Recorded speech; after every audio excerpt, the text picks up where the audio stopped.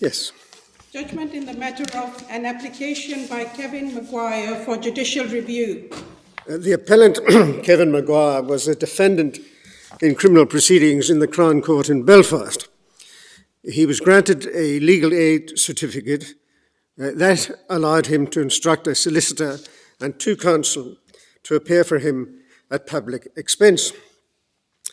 During his first trial, he was represented by a barrister called Mr Barlow, who was described as leading junior counsel, and a solicitor-advocate, Mr Neville. The jury were unable to reach a verdict, and they were discharged, and the appellant was tried again.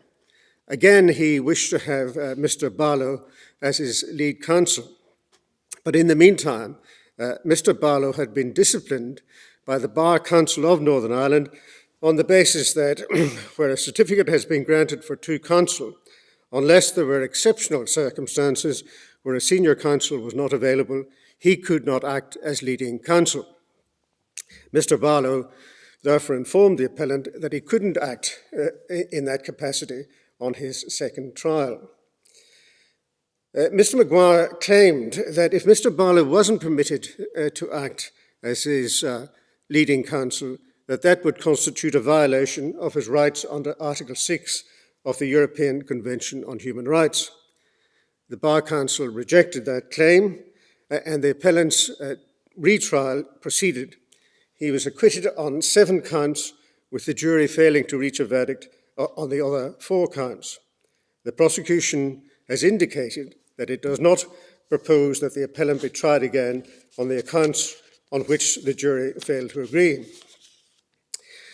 The appellant then applied for judicial review of the Bar Council's decision on the basis that it interfered with his choice of lead counsel and therefore violated his rights under Article 6 of the ECHR. The Divisional Court dismissed his application. The issue before this court was whether, in cases where public funding for two counsel has been granted and where the accused wishes to retain a particular junior counsel, the requirement by the Bar Council that he must instruct an available senior counsel or proceed with junior counsel alone, whether that rule is not compatible with the accused's right under Article 6.3 of the Convention. Article 6 of the ECHR provides for the right to a fair trial, and the relevant provision, so far as this case is concerned, is Article 6.3c.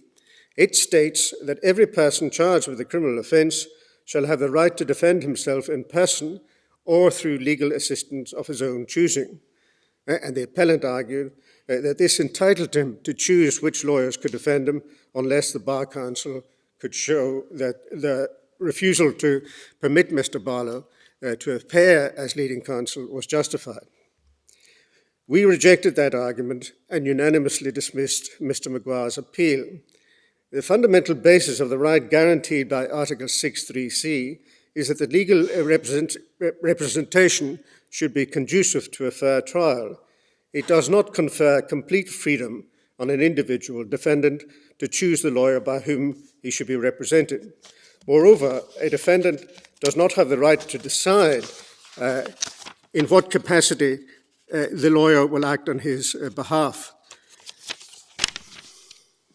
The right under Article 6.3c is to be represented by sufficiently experienced counsel of one's choice.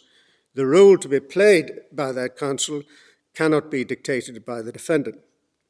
The exercise involved here is one of the courts deciding what the interests of justice require, not whether an interference with an individual's Article 6 right has been justified.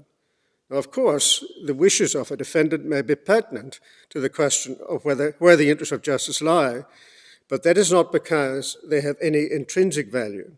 It's clear from the relevant decision of the European Court of Human Rights that the essence of the right to choose one's counsel lies in the contribution that the exercise of that right makes to the achievement of the ultimate goal of a fair trial. It is not an autonomous right which falls to be considered outside that context. We concluded that so far from impinging on the appellant's rights under Article 6.3c, the relevant provision in the Bar's Code of Conduct was designed to uphold and vindicate them.